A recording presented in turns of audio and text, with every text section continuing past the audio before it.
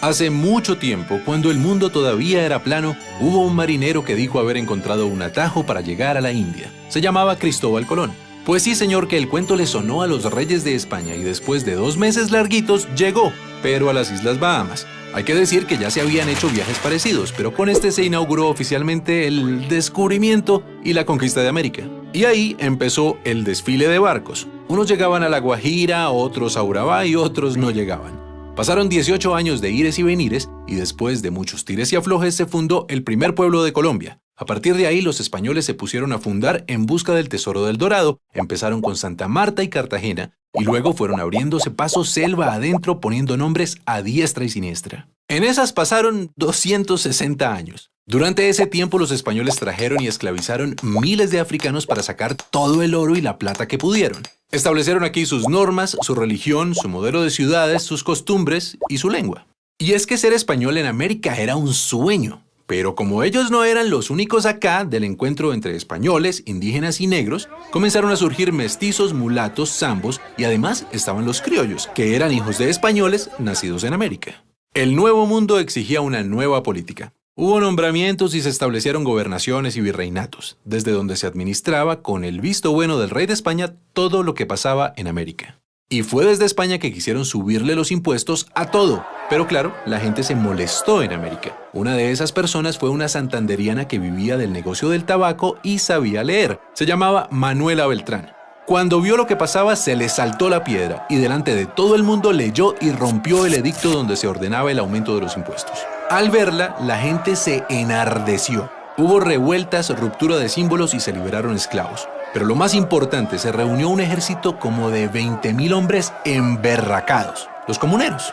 Pues le tocó al arzobispo y futuro virrey Antonio Caballero y Góngora salir a negociar con ellos, y a punta de palabra los convenció de calmarse y negociar. Pero como a las palabras se las lleva el viento, no alcanzó a pasar un año, cuando los jefes comuneros, encabezados por José Antonio Galán, fueron ejecutados en la Plaza Mayor de Santa Fe. Como verán, las cosas no iban muy bien para los criollos.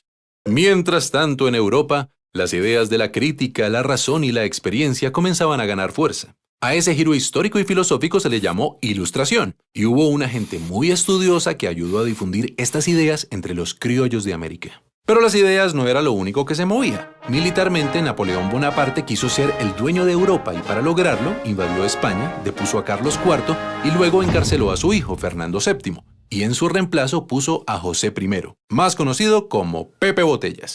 Y claro, los españoles se levantaron en contra del nuevo gobierno y se organizaron para representar a su rey prisionero. Fue en este contexto que los criollos aprovecharon para reclamar sus derechos.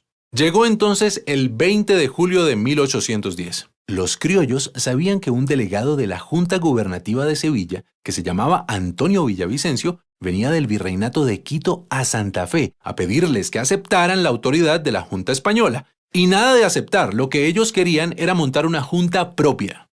Era viernes, día de mercado en Santa Fe. La plaza estaba llena de gente. A las 11:30 de la mañana, un grupo de criollos liderados por Antonio Morales y su padre Francisco fueron a la tienda de don José González Llorente a pedirle prestado un florero para decorar la mesa de un banquete en el que atenderían a Villavicencio. Se dice que Llorente, bien grosero, no se los prestó por criollos, pero también se dice que la escena fue un montaje para alebrestar al pueblo, que estaba hasta el cuello con los impuestos y solo necesitaba una excusa, aunque fuera un florero. Y se armó el despelote. José Acevedo y Gómez se declaró a sí mismo tribuno del pueblo.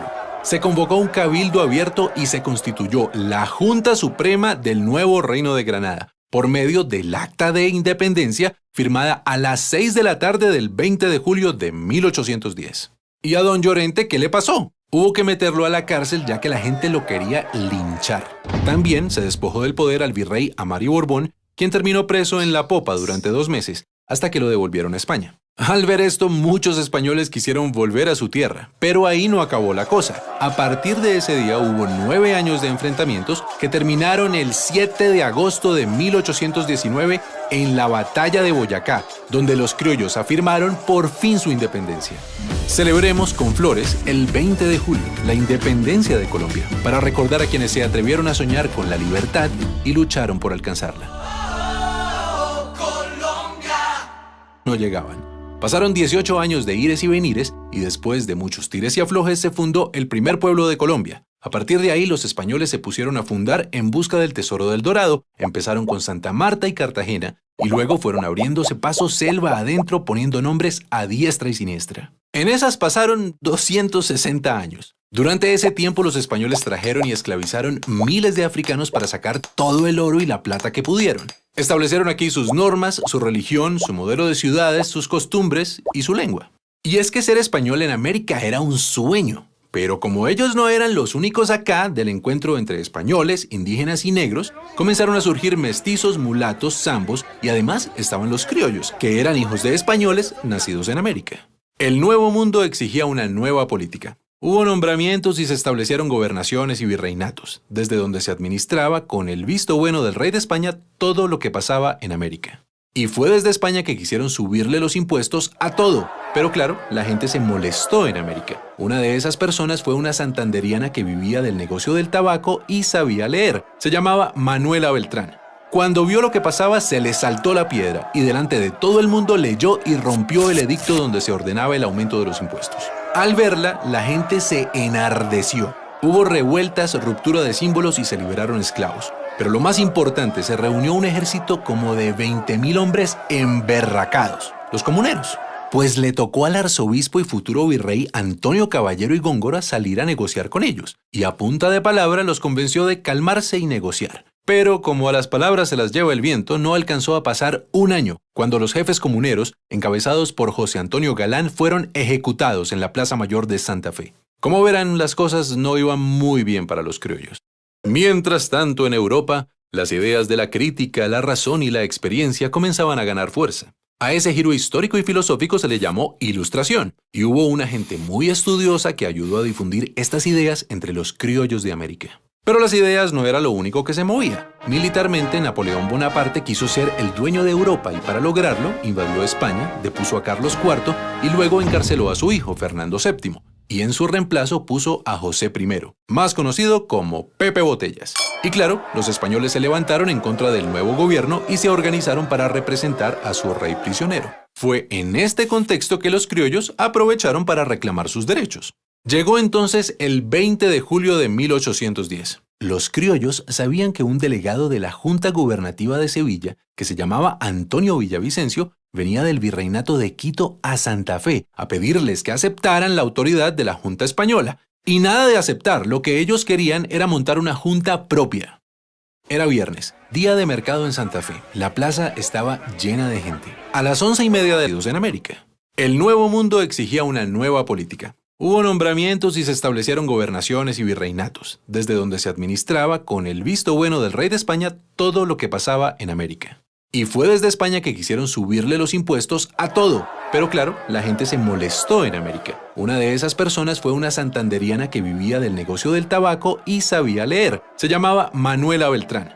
Cuando vio lo que pasaba, se le saltó la piedra y delante de todo el mundo leyó y rompió el edicto donde se ordenaba el aumento de los impuestos.